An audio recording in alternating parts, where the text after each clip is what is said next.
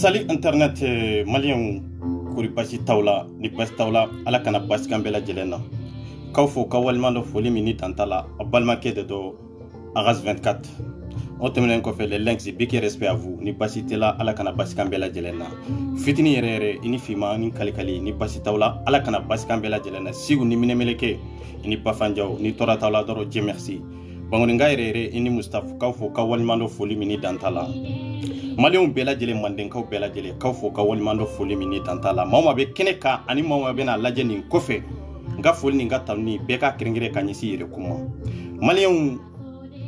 ambia ansigilendo an kuma sulendo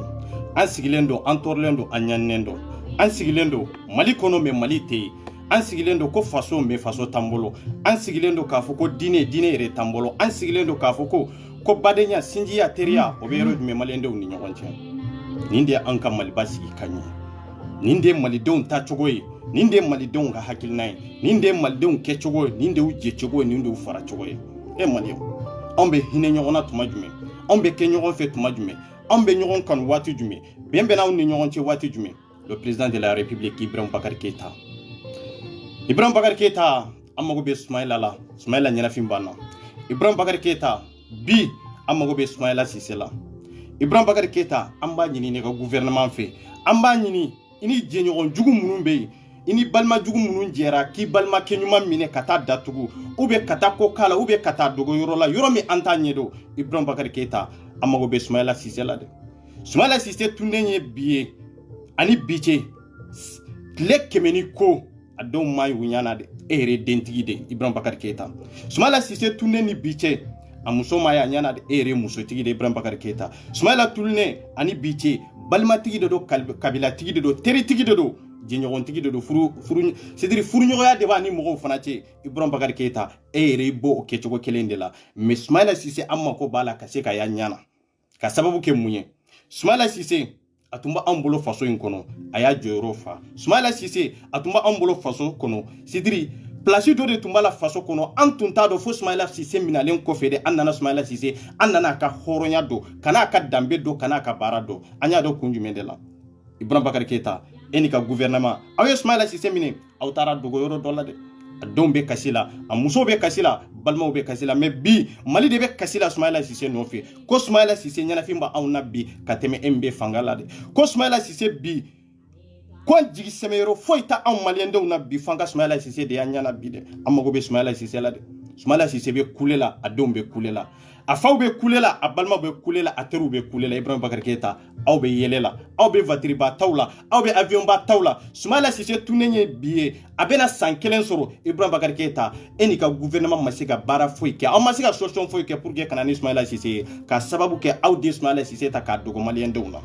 Ibrahim Bakar Keita ni mabe Ismaila Sise yorodo et ibeka le président de la république ibe Ismaila Sise yorodo et dia fo malendo nyana ya kafoko ko Ismaila Sise be ko fenta la banata la ko kenya babolo ko abe yoro mina ko lafia babolo nyini yoro ta onade anyata dogo yoro were lade anta mina baga were donde ni Ibrahim Bakar Keita dete amago be Ismaila Sise la bi amirla anyan sigi kanda ka hami katasi ka don kafo ni Ismaila Sise te anyate femerela parce que anka jamana dirigeant fulana de do anka jamana maba fulana de do anka jamana fa fulana de do donc amago be Ismaila Sise la anaka jogon korea be anaka kokolombe amago be Ismaila Sise la bi kateme Ibrahim Bakar Keita la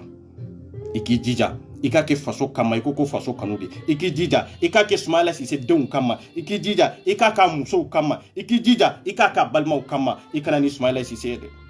nana e Kenya hukumu kono ikana na e be hukumu kono ikana na e karama hukumu kono ika timine kana ni Ismaila Sise kana Ismaila Sise tani politique siraye ni tani politique siraye wallahi ba faga don tay amuso tay abalma tay olube kasila bi olube nyani sugu bela jele na bi setu ye dabali tuye jonde kanga keleke am maliendo jonde kanga wuli bi ka jo ka fo Ibrahim Bakar Keita ni ma Ismaila Sise labo abe laba kokolo akanga laba o kechogola me maliendo ay wuli ka jo anga Ismaila Sise nyini malion ne ma deli ka video ke Ismaila Sise kande mais Ismaila Sise tuneni biche ay dokede Ismaila Sise tuneni biche mali jigina dinge kono Ismaila Sise tuneni biche mali ende ulegura Ismaila Sise tuneni biche mali ende umfagara Ismaila Sise tuneni biche herate mali kono basigi ta kono akunye mundi mali ende aw kana bɔ ten dɔrɔn k'a fɔ aw bɛ kuma a y'aw sigi ka miiri k'a dɔn k'a fɔ mun de ye nin kɛ nin nakun ye mun de ye a tagatɔ bɛ kɔlɔlɔ jumɛn de lasa ma natɔ hɛrɛ jumɛn de b'a kɔnɔ kɔlɔlɔ jumɛn de b'a kɔnɔ an mago bɛ Soumaïla Cissé la dɛ anw ka sira tɛ Soumaïla Cissé ka cɛɲa la an ka sira t'a ka nafolotigiya la an ka sira t'a ka baara ɲumanw na an ka sira t'a ka baara jugu la an mago bɛ mun de la maliyɛn den de don n'i ye maliyɛn faga maliyɛn de bɛ bɔ a kɔnɔ en tant que ni maliyɛn bɛ maliyɛn de wolo Soumaïla Cissé bi an mago b'a la Soumaïla Cissé kana kan'i kan Ibrahim Bakari Keita i taara Soumaïla Cissé dogo yɔrɔ min e de b'a yɔrɔ dɔn anw t'a yɔrɔ dɔn dɛ boni Soumaïla Cissé Ibrahim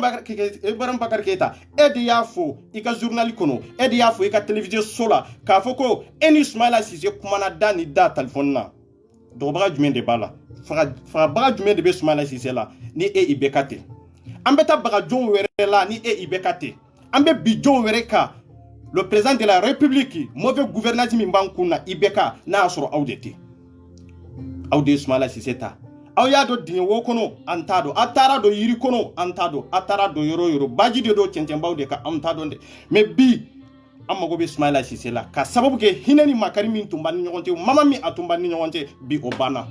ka da la bɛn min tun b'an ni ɲɔgɔn cɛ Soumaïla Cissé tagalen kɔfɛ o banna ka da la hinɛ min tun bɛ maliyɛndenw ni ɲɔgɔn cɛ bonya ni karama kɔnɔ Soumaïla Cissé tagatɔ o kɛra sababu ye o banna maliyɛndenw ni ɲɔgɔn cɛ ka sababu kɛ i ka mauvais gouvernance ye ka sababu kɛ i ka fanga ta cogo la ka sababu kɛ e yɛrɛ jɔra ka maliyɛndenw fara fara cogo min ka sababu kɛ e yɛrɛ bɛnbaliya min don Mali jeunesse yɛrɛ ni ɲɔgɔn cɛ ka sababu k'o ye ni Soumaïla Cissé bɛ yen o tɛ kɛ dɛ wallahi billahi a tɛ kɛ anw ye balimatigiw ye anw ye fatigi ni batigiw de ye komi Soumaïla Cissé kɛcogo komi e bɛ ka yɛrɛ kɛcogo ne ko hinɛ tɛ e dusukun na ne ko makari tɛ e dusukun na ne ko e tɛ jamanadenw lajɛ e tɛ hinɛ i ka jamanadenw na wa e t'a dɔn jamanadenw bɛ tɔɔrɔ min kɔnɔ jamana kɔnɔ ani jamana kɔ kan ne hakili la i kan k'i miiri ka makari baara bɛ e bolo min tɛ maa min na ta ye baara bɛ e bolo min tɛ peuple faga cogo ye baara bɛ e bolo min tɛ ka taa gazi ni marifaw ta ka taa peuple faga n'a ye baara bɛ e bolo min tɔ ye dɛ jamana min tilen don n'o denw bɛ tila ka faga o jamana kɔnɔ jɔcogo b'o la jamana min binnen don n'o denw bɛ ka bɔ o jamana kɔnɔ jɔcogo b'o la makari ko hinɛ banna Mali kɔnɔ bɛn banna Mali kɔnɔ karama banna Mali kɔnɔ bɛɛ ko ko n ka entrée personnelle bɛɛ ko ko n ka jɔyɔrɔ o bɛ jamana min kɔnɔ bɛn tɛna kɔnɔ karama tɛna kɔnɔ maliyɛndenw an ka kan yɛrɛ ye an bɛ Soumaïla Cissé ko kasi la fantanw bɛ k'u ka hakɛ ɲini olu bɛ kasi la n balimaw jaja dɔnni banna Mali kɔnɔ n'i jigi da dɔnnikɛla fɛn fɛn kan k'a fɔ ko nin de ye an ka ɲɛmaa ye nin de y'an ka dɔnnikɛla ye dɔnni banna anw bɛ jamana ko kɛlɛ la dɔw bɛ jɔyɔrɔko kɛlɛ la anw bɛ jamana ko kɛlɛ la anw bɛ Soumaïla Cissé ɲini na anw bɛ ka fantanw ka hakɛ ɲini dɔw bɛ place ɲini ko kɛlɛ la anw bɛ ka fantanw ka hakɛ ɲini anw bɛ ka kule Soumaïla denw ni kule bɛ ɲɔgɔn na anw yɛrɛ fana bɛ k'an ka hakɛ ɲini ka fara o kan dɔw ko non k'olu bɛ taabolo ko batu de la ko ni taabolo tɛ k'olu t'u da don jamana kungo la ko jamana ka tɛmɛ olu mago tɛ jamana la de anw y'o de fɔ jeunesse ye o anw bɛ kuma min fɔ wallahi san kɛmɛ i bɛ bɔ a nɔ la i taara se i b'a ye nɔfɛ n'i ma kumakan in minɛ wallahi kira kumakan de don nata tɛ foyi kɛ tɔgɔ tɛ jamu tɛ an ko jamana man ɲi jamanadenw tɔɲɔnnen don jamanadenw ɲaninen don o jamanaden kelen de bɛ ka faga jamana kɔnɔ anw taara dogo maa minnu kɔfɛ ko chef de religion min y'an ka diinɛ ɲɛmaaw ye olu ye mun de f'an ye i y'a fɔ k'a jɛ jamanaden bɛɛ bɛ se ka sa mais olu ka sira t'o la olu bɛ taabolo jumɛn de batu fo n'a y'a sɔrɔ don min na n'i ko i bɛna ka dankari anw ka diinɛ la maliyɛndenw a ye ne lajɛ ja anw bɛ gɛlɛya fɛn fɛn na diinɛ ɲɛmaa ninnu mago t'an na ja anw bɛ degun fɛn fɛn na nin diinɛ ɲɛmaa ninnu mago t'an na olu ko taabolo est ce que anw ni ninnu ye hakilina kelen ye wa est ce que anw ni ninnu ye taabolo kelenw ye est ce que Mali yɛrɛ kanu bɛ ninnu na wa est ce que anw peuple bɛ k'an ka hakɛ ɲini taasira min ni kɛcogo min na ninnu bolo ninnu tɛgɛ est ce que ninnu ka hamina ko ye anw ka faamuyali ye wa est ce que ninnu ka miirina ko ye anw ka gɛlɛya ye wa min y'a fa kɛnɛ mɔ ko ye n bonya a y'a diya maliyɛnden bɛɛ lajɛlen ye ko ni ko i bɛ dankari diinɛ la de ale bɛ se ka wuli ka kɛlɛ kɛ mais ni faamaw ye ko ko da peuple kan n'u ye ko ko da jamanadenw kan k'olu ka sira t'o la de ne hakili la olu de tun kan ka wuli bi ka sɔrɔ bi ma se ka tila k'a fɔ Ibrahim Bakari Keita yan'an ka kɛlɛ wɛrɛ kɛ an mago bɛ Soumaïla Cissé la a ka bɔ kɛnɛ kan dɛ o Soumaïla Cissé kelen o de ya aw tagama o Soumaïla Cissé kelen o de bɛ vol ta ka taa e mbuye ye ɲɔrɔ o Soumaïla Cissé kelen o de bɛ taa e Diko ye o Soumaïla Cissé kelen o de bɛ taa e Haidara ye est ce que aw ka hamina ko ye Soumaïla Cissé ka ye wa surtout anw ka hakɛ surtout anw ka degun surtout anw ka tɔɔrɔ surtout anw ka miirina ko balimaw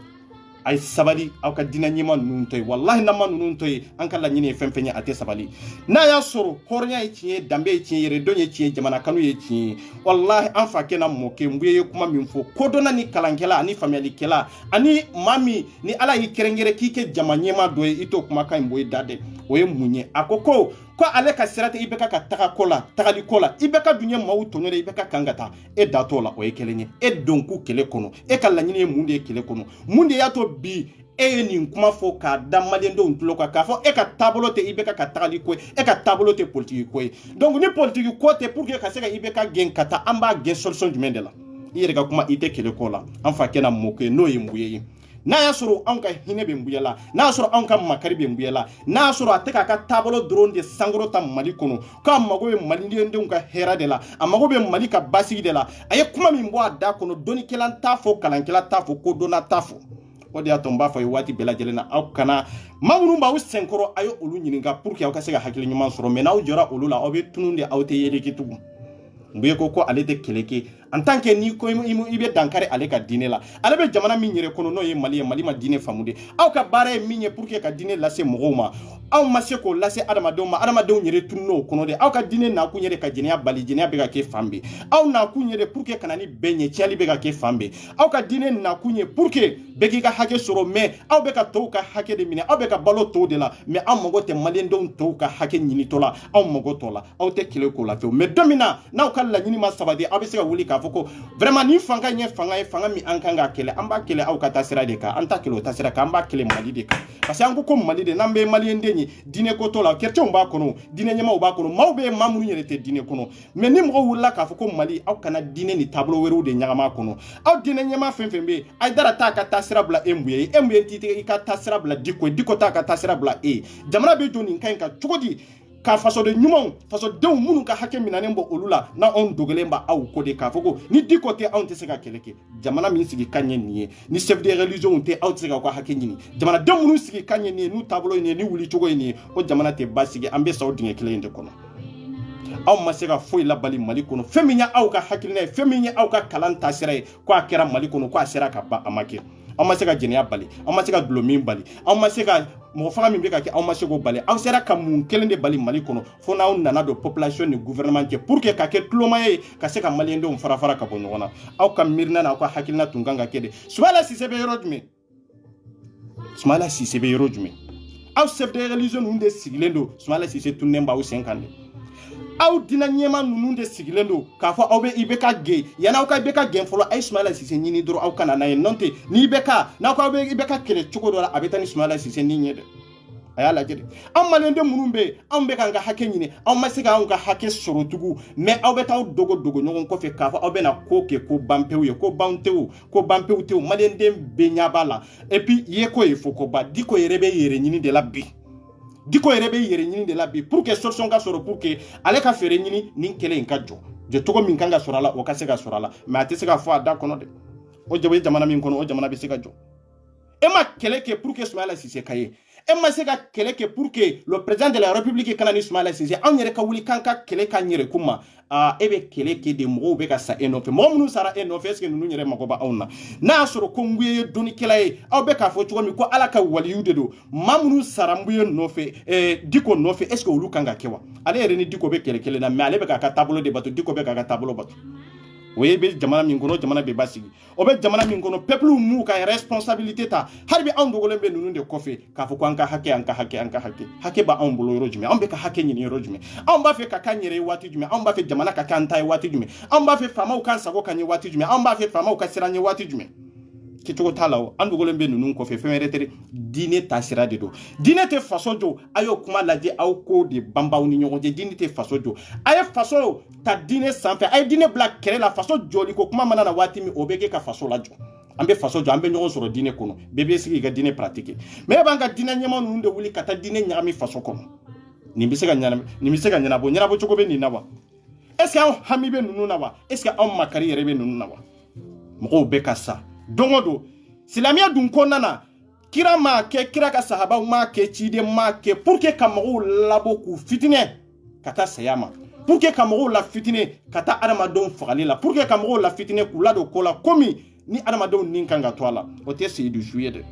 bon maa minnu sara nin kɛlɛ in kɔnɔ maa minnu sara nin M5 ko kɛlɛ in na olu bɛ kɛ cogo jumɛn na olu ka ɲɛnamaya an'u ka ɲɛnamaya labanna cogo jumɛn na jɔn de b'a kiiri dɔn mɔgɔ si t'a kiiri dɔn dentigiw de don musotigiw de don balimatigiw de don nka olu sara ko faso olu sara ko faso ko antugura diko ko faso de antugura diko ko o diko kele ta chogo kelen tala o diko kele nyere tado akanga kele mi nyere ke diko ere panikelen do siza ataro ere femi nyere kanga ke parce que ata fe ka kuma tugu parce que na kuma na dro a chorno parce que be ya do ka fo diko e kele nta ke chogo mina debe kele ndame diko tunganga fo de demsenu ay blanya fe na blanya fe watimi ambe fere nyini amba usuteni 100% manga dina nyema o kera de en tant que no lute koko nyema faso den c'est-à-dire ote faso ko kele nous te ko nyema et puis o faso infana hotel la kana nous te ko nyema nafate sur o kele na nafa bafana to o kele na c'est pour cela gambe dinyo kono dongo do Ismaila Cissé tout nemba ambolo ambe ka ke buni bela yoro bela diko de do certificat de do aidara de do nous sim magote faso la aidara ka tasrai wallahi tabla te ya tabla musi har ni mali mbete aidara ta ka tasra blade amagote jamana la diko ta ka tasra bla har ni jamana be de be sa jamana dembe de be sa ta ka tasra blade o jamana be jo ka tayrojo certificat ta ka tasra bla har ni jamana be tire o koni ya ta fo ka dia mali dembe la jeleni akoko ale certificat alete ibe ka be kele mina diko be kele mina data la ale ka fo itala na soro ibe ka bafe ka dankari dine de la sisa ale be se ka wuli ka keleke horenya be yoro jume sisa maliendo ay kawire yesa abe ka dogo madu de kofe mamunu nyere ya aw faga bagay abe ka dogo madu de kofe mamunu be ka hakem na ulad ala madinye dongo aw kana ma kanu ka teme jamana kansa aw ye ma kanu de fokata aw ka vie tri c'est-à-dire aw bolo ka fo almami munumba aw bolota dine nyama munumba aw bolota ka fo ko olu be siga aw lado arijine kono billahi ni sara nin kainka iteke foyi ni janaba dunkete ni sara nin sirenka ka fo be dine nyama do de no fe pour que ka keleke ni ala ka jahadiye de non o parce olu be ka bara ke sira do de ka balo awla ka ke komi ala ka jahadi ni ala ka jahadiye de kirama masi labo ka fo anka dega ke nin ke chogola na ma ke ni sababu ni daluya dodi awani nyere haramiyalen do qur'ana kono haramiyalen do hadisa kono mamnu sarati kono fe femi doni kela nyumanye femi dina nyema nyumanye femi sava walijuye femi kodonaye wallahi almamite soro mami ndesara mami nyaye qur'ana kono kaye hadisa kono ko fa ko diko be kelemina ko sabatilendo do dine kono asabatilendo hadisa kono fiku kono wallahi billahi chieta kono de aw nyate diko kuma tola dade heni maralembe mo min kono no kuma na dori ibado kafo fendo de maralembe nin kono akalla nyini e fendo de me aw murumba no fia ota aw kala nyini ota ale kala nyini de ale kala nyini e femere de minta aw tay minta aw kala nyini fonaye ndi diko tajuwe aye certificat re la jambolo nyoro certificat ko mali nyema mali dina nyema flanande do ko ale de savanye mali kono ale de walijuwe mali kono ale masika sigi ka miri mali ende unka giliala fo dine ale masigi ka miri malendo unka torola malendo unka fagalila malendo unka santel la kanenela ale misigi kimiri wala de ale mirla mundela ko ale ka dine ni be dankaro la ale be dankarila dambe ka kari malende mbela jelena erezo jumende be mali kono erezo mi ni basigi ba kono ni bemba kono ni karama ba kono jonga hake ba bolo diaspora kono ani jamana kono wallahi be ka hake minane mbala me aw ya ye donkele ka fo wulla kanin kelekia aw yo de fawyo nunu be wuli ka keleke mundela olu yere ka entrée personnel alo olu yere ka tasira olu ka dine nale ni biti asera ka mundela semaliendo na asera kan so hakili nyumana wa non aman so hakili nyumana en compte olu ka dine na kunye de pour que ka balo adama den werula olu ka dine na kunye nindi e magota aw na de aw be samme magota aw na de wallahi aw de be detiri aw faw de be detiri dongo do aw de be jigi dinge kono me billahi nunu magota aw na de aw be bo dine nyama nunko adiara aw ye malien do ni dine nyama nunu aw be nunu laje kute pour que ka faso de ta ama diaw ye aw be ni dine nyama nunu de ta kuta ku boy pour que ka so ka jo faso jo siraka faso kanga jo tasira minga ka kwa responsabilité ta mais en tant que na aw be nunu de ko ke choko tala ta choko tala aw de be sa aw de ka hake be mina wala dongo do aw mana je yoro fo ka dine nyema nunde boala pew akolu bo lisi la ka kora uruzu de nunka nunde mali detri e ka laje sambi duruni biche nunbe mali kono wallahi o president mateme inimi makuma te ya president folo ano masiga be flana ano masiga be mi sabana muna ano masiga je ka barake pour que ka jamana la avancer pour que bi ambe gilami nan kana soro ningila en kono isera ka kewa awni musa yake awni modi mo mabbe ala me awni musa yake nauni musa yake nauni musa mabiala ani alfa yake auni alfa yake nauni alfa mabiala atete na muna nauni atete mabiala o kure président manyi mais est-ce que aw yere kun fana kanyiwa aw manyi c'est ça la vérité pour mali on kayni ndé famu quoi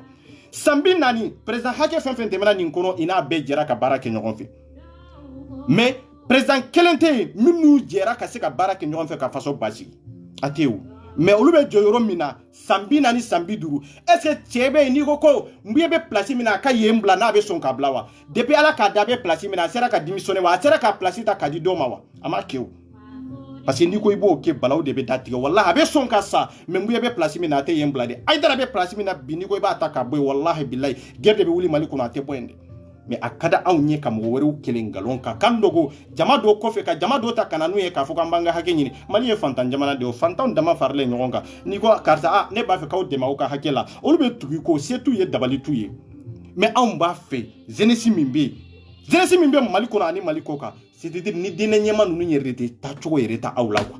aw kera de komi bito nu ba o pie malen jenesi kera bide an kera pion de yanga dina nyema o bolo ay dara ban pie yanfe diko ban pie yanfe et puis certificat fana ban pie yanfe an be sika to nin kono jine chema chodi ka fa an ka fantaya ka ba an be sika to nin gila in kono chogo jumende la ka fa an ka sika kalan soro kalan ke an ka jamana kono an be sika to nin kololo in kono chogo jumende la nin dina nyema nunu be ka an ke pioye ibe ka drome min mina an na ku balono ye ibe tla kanta kan ke pioye kan jouer kan passer i damani nyonje an be sika ka hake soro nin kan ka chogo jumena anko an be keleke mamunu be oluka kala mais mamunu kala ne be nu ka diplôme soro olu be baralawa olu te barala kele kanga ke tachogo de la kele kanga ke par étape mamunu be nu ka diplôme bu bolo olu kanga nganga kele ko de ka vrai ay fere nyina ka nunu la do fonction publique ko pour que ka se ka barada do soro c'est très important ko fe mamunu ba fe ka kala ambe fere nyini olu ka kala mais kalangela be nyini ka jamana ba mais barato jamana kono e be tla ka jo fana sori kalan kono ka fo ko ka tla ka ki kalankela etugo o tege kalankela parce que nyabala ale fa kalana joro mayola o ka kalankera fu yesko be kalantugo anga demseni chamambe binia inu tara école la ite son ka kala ke vagabo ya besetani droguta feveretre inyabu kroke nu fawde la olu kalana ka wolo olu tege olu ma se ka bara soro jamana kono donc solution tala munu kanga bara nyini kadi olu ma se ka bara soro e be sigi della kala chogo jumena har na taranya fa tse ka kala njanke tugo afana be ke kunfinde comme e reke chogo bo jamana kono kele kanga ke tasira munu ga dina nyama nunu te wuli pour que ka se ka jatimine ke nunu na anga réfléchir vraiment jamana sikilo nunu ninkande ka sisa namba fe ka kele ke diplôme tigi munun bambolo mali kono est-ce que olu ye donyoro sur fonction publique kono nous ma donyoro sur ka salle d'information do daile ka société do daile pour que olu ka se ka donyoro sur ka se ka mo wero la kala mais olu ma kala sur folo ambe ka keleke ka foko andew an munun kala na mali kono barantanya odi yallabo mali kono parce que an kalana ka sabu ke munde an ba fe kan ka jamana la développer an ba fe kan ka jamana la avancer an ba fe kan ka jamana ke pays to ye be munu avancer len do jien kono an ba fe kan ka jamana ke nin tasira la mais diplomatique joli de dalembe mali kono min te barala joli o ko fe be fen do kalana wallahi billahi nu tara kala nyorla ite kala be ke droku tara de boa kala na ese boa be barala di grand frère kala ese be barala di ate barala iba fo ko mali kala ko na fatala. C'est pour dire que quelques barres de gasoro, n'a pas quelques sommages de la, solution fou itala, sommages be euro, n'a pas quelques codes de la, ambe fin na 6 euros, mouya tena quelques sommages kola, car faut que barate malendo mbolo mouya tena quelques kola, aidara tena quelques kola, diko tena quelques kola, nous bébé quelques de oli ereka famille mindi, oli ereka soroda e mindi, oli erekanga min soro jamana kono, olu kanga bonyani karama min soro jamana kono, mbuya yo aidara o diko wa nu seble religion mi ni seble ni mo saba mimbe nambu wele ka foko chef de religion munun bambolo mali kono ko ni masabai wallahi billahi anga jamana be dinye kono anga jamana be gelew kono nunun de to ka fara ibeka kan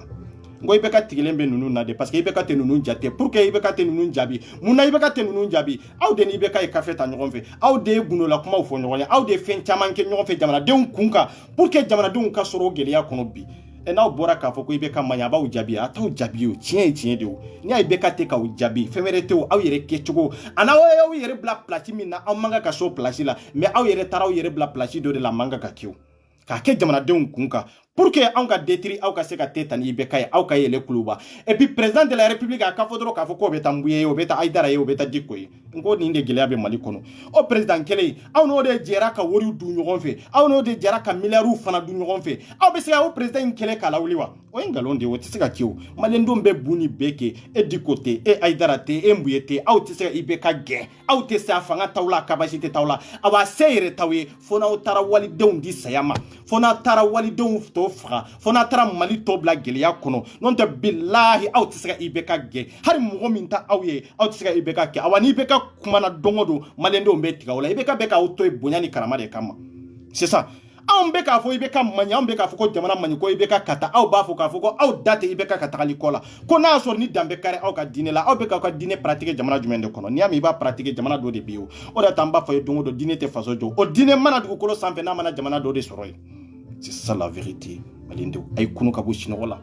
a ye kunu ka bɔ sinɔgɔ la sinɔgɔ min depuis an mɔkɛw a ka gɛlɛn dɛ a ma nɔgɔn dɛ anw b'a kɛlɛ la bi aw b'anw kɛ kafiriw ye aw b'anw kɛ nafigiw ye aw b'anw kɛ k'a fɔ ko an tɛ maa bonya aw b'anw kɛ k'a fɔ ko an tɛ maaba batu an tɛ se ka maaba batu maaba min mago tɛ faso la dɛ anw tɛ se ka maaba batu maaba min n'a ka hakilina n'a bɛ na ni fasotigi ye anw tɛ maaba batu maaba min mago b'a ka intérêt personnel la anw tɛ tugu maaba kɔ maaba min ko ale yɛrɛ n'a denw ale yɛrɛ n'a ka denbaya ale dɔrɔn de ka ye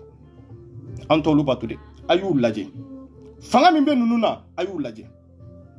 o de y'a to n'i bɛ ka ko a bɛ kuma n'i bɛ ka ko a bɛ kuma nin chef de religion ninnu kan bilahi an bɛ t'u ɲɛnama de minnu ka du kɔnɔ k'u faga a chef de religion jumɛn de bɛ nin maa saba in na k'a fɔ ko sécurité ko a dɔgɔmani k'o ye maa 40 ye a y'a lajɛ sécurité b'a bɛɛ bolo kelen kelen bɛɛ n'i ka armée de sigilen don Mali kɔnɔ awa bɛɛ n'i ka position i ka kɛlɛkɛ position de sigilen don mun de bɛ Mali kɔnɔ an fantandenw de b'aw nɔfɛ k'a fɔ ko tiɲɛ la a y'an dɛmɛ aw kan ka hakɛ di mais aw t'o ɲini de aw bɛɛ k'aw yɛrɛ de lakana a y'a lajɛ sécurité joli de bɛ Aïdara nɔfɛ armée joli de bɛ Aïdara kelen in nɔfɛ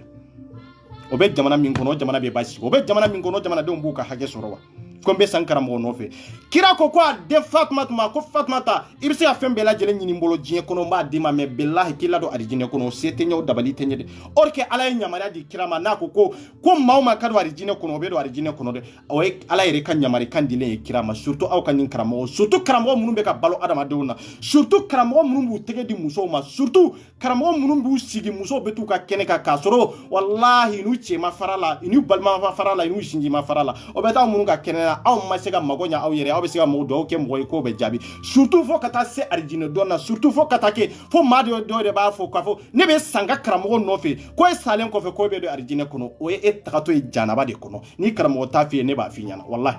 a karamɔgɔ tɛ Mali kɔnɔ n'i bɛ san min nɔfɛ k'a fɔ ko i bɛ don arijinɛ kɔnɔ walahi bilahi a tɛ parce que i ma sa ala ta sira kan i ma sa silamɛya kan i ma sa diinɛ de kan i sara fɛn dɔ de kan fɛn min n'i yɛrɛ y'a kanu ten dɔrɔn n bɛ sa karisa nɔfɛ parce que karisa ka di n ye ani sara diinɛ kan ani sara jahadi kɔnɔ ala ka jahadi kɔnɔ o ye nkalon de ye c'est faux c'est faux c'est ça la vérité aw k'a lajɛ jamana bɛ ɲini ka ti jɔ bala wulila k'a fɔ ko jamana i ye jɔ bala minɛ ka datugu kun jumɛn de la est ce que ni faso jɔ hamina ko bɛ ninnu na n'a sɔrɔ anw ka hakɛ ko laɲini sabati a sabatibaga ye ninnu ye ninnu bɛ jɔ bala minɛ ka datugu i ni maa ma bi kɛlɛ na e ko i tɛ i bɛ ka fɛ ale ko ale tɛ i bɛ ka fɛ ka fɔ ɲɔgɔn kɔ dɔrɔn a y'o minɛ aw taar'o don prison kɔnɔ aw taar'o datugu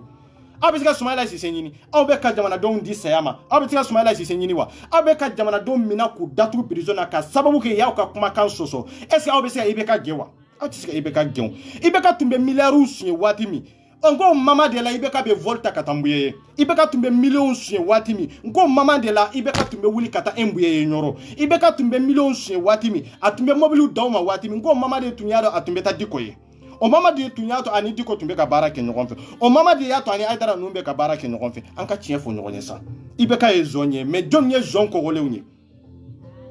IBK ye kalabanti ye IBK ye fana ye IBK nana maliyɛndenw fara ka bɔ ɲɔgɔn na mais jɔn de kɛra maliyɛndenw dibaga ye IBK ma aw diinɛ ɲɛma ninnu de don aw de y'an fɛɛrɛ IBK ma IBK bɛ k'a sago kan na aw de y'an di IBK ma sataw ka sa balotaw ka balo nka aw de don aw ni ala cɛ anw ka hinɛ bɛ aw la aw ni ala cɛ anw baw ka makari bɛ aw la aw ni ala cɛ anw muso n'an denw est ce que anw ka hamina bɛ aw la est ce que aw bɛ miiri ni anw ye wa est ce que aw bɛ miiri k'a fɔ anw bɛ tɔɔrɔ min kɔnɔ anw bɛ ɲani min kɔnɔ Mali tiɲɛna Mali tɛ yen tugun walahi bilahi Mali tɛ yen tugun Mali tɔgɔ de bɛ yen mais Mali danbe n'a ka hɔrɔnya banna Mali tɔgɔ de bɛ yen ko maabaw b'a kɔnɔ mais maabaya ko o banna Mali kɔnɔ yɛrɛ ɲini o de bɛ Mali kɔnɔ boli o de bɛ Mali kɔnɔ ka Mali bila o de dakari la k'a fɔ k'i sigi Mali kɔnɔ de ka ɲɔgɔn batu o de bɛ Mali kɔnɔ n'o tɛ diinɛ tɛ Mali kɔnɔ silamɛya tɛ Mali kɔnɔ silamɛya banna depuis bi ma se silamɛya banna depuis an ka diinɛ ɲɛmaw ni présidents sigira ka dumuni kɛ ɲɔgɔn fɛ awa diinɛ banna depuis an ka diinɛ ɲɛmaw yɛlɛla kuloba silamɛya fɔcogo a n'a kɛcogo n'a pratique banna an ka diinɛ ɲɛmaw bolo depuis don min na n'u taara ka c'est-à-dire ka taa ka ministre dɔ de choisi ka président dɔ de choisi ka na k'a fɔ ko diinɛ bɛɛ ka kala fili ni karisa ye karisa ka sigi an kun na silamɛya banna depuis o yɔrɔ la silamɛya ma nin fɔ maa si ye silamɛya ko i b'a dɔn ni karisa sigira a sigi kan ye nin de a t'a lawaleya i k'i kɔlɔsi a tigi la dɛ i bɛ maa sama k'a fɔ k'o k'i dɛmɛ n'o dɛmɛnen kɔfɛ junubu o junubu fɛn fɛn b'a kɔnɔ aw ni bɛ ka bɛɛ de je don maa bɛ ka faga Mali kɔnɔ an ka diinɛ ɲɛma fɛn fɛn bɛ aw ni bɛ ka bɛɛ de je don c'est ça la vérité voilà aw ni IBK bɛɛ de je don parce que aw de y'an sama kan di IBK ma 2013 o 2018 tugu aw de y'an di IBK kelen de ma ne ko munna n'aw tɛ sigi ka o miiri anw na de yan n'i y'a mɛn ko diinɛ ko jamanaden minnu bɛ yen n'i ma fɛn minnu bɛ yen anw de bɛ tugu ko k'a fɔ ko diinɛ anw de bɛ taa aw sigi fana ka aw lamɛn aw ka ala ka kutuba fɔ anw ye mais aw bɛ se ala ka kutuba foli la population ye mais aw tɛ se k'a fɔ kuluba de aw bɛ sɔn ka ala ka kutuba n'a ka hadisa k'o expliquer population ye mais bilahi aw tɛ se k'a fɔ député ye aw tɛ se k'a fɔ ministre ye kun jumɛn de la parce que nata o tɛ fan aw mago bɛ fɛn dɔ de la aw k'o sɔrɔ mais a to o bɛ ɲɛnabɔ aw ni population tɔ cɛ o bɛ ɲɛnabɔ cogo jumɛn de la population bɛ hami jugu la an bɛ miiri jugu la aw delila ka kɛlɛ kɛ Mali kunkanko la fɔlɔ a ma kɛw n'i ye min ɲininka dɔrɔn Diko ye kɛlɛ kɛ ko PDK Diko ye kɛlɛ kɛ PDK la yɔrɔ jumɛn anw jamanadenw de ye kɛlɛ kɛ PDK la et Diko a tuma ale de ka kɔrɔ ni Mali bɛɛ yan ale de ka bon ni Mali bɛɛ yan dɔnni b'ale de la ka tɛmɛ Mali bɛɛ kan ni Diko kɛlen de don PDK in tun bɛ lasabati Mali kɔnɔ mais maliyɛndenw de y'u jɔ k'a fɔ ko a tɛ kɛ c'est ça la vérité maliyɛndenw de y'u jɔ k'a fɔ ko a tɛ kɛ o tɛ Diko ye de aw ka jateminɛ depuis Diko k'i sigi Haut Conseil islamique présidentiel la fo ka se don min na Diko bɛ wuli a ye taa vidéo bɛɛ ta k'a lajɛ kelen kelen maliyɛndenw ne 24 ne Sidiri ne bɛ n yɛrɛ bonya ka nkalon siri mɔgɔ la Diko bɛ kuma o kuma fɔ bɛn karama hinɛ ani makari parce que a da bɛ tulu la o mama a t'a fɛ mankan ka wuli ale de tun ye Haut Conseil islamique président ye a bɛ na ni bɛn ni karama de a da bɛ tulu la de bon Diko wulilen ni bi cɛ a ye fitina tigɛ Mali kɔnɔ Diko wulilen ni bi cɛ a ye jeunesse fara Diko wulilen ni bi cɛ a ye jeunesse bila sira dɔ ka sira min yɛrɛ an yɛrɛ t'a ɲɛdɔn tugun mais a yɛrɛ kɔnɔna fililen de don parce que a b'a dɔn maaw bɛ bi tile na min bɛ jeunesse fana la kunun jeunesse sɔnna i ma sɔn i b'a lamɛn i sɔnna i ma sɔn i b'a mɛn i sɔnna i ma sɔn i b'a ye u ɲɛna awa bɛɛ bangenuw bɛɛ ɲɛna bɛɛ y'a ye kelen kelen donc o mama kɔnɔna na Diko b'a fɛ k'a yɛrɛ sama ka bɔ M5 kɔnɔ an ko a ka M5 to jeunesse de bolo anw de ye jeunesse ye mais ale bɛ ka taa cogo min depuis M5 daminɛ ne ye vidéo dɔw kɛ maliyɛnden bɛɛ lajɛlen ye ne jalaki ko kun jumɛn na ko ninnu bɛna cunaw ye yan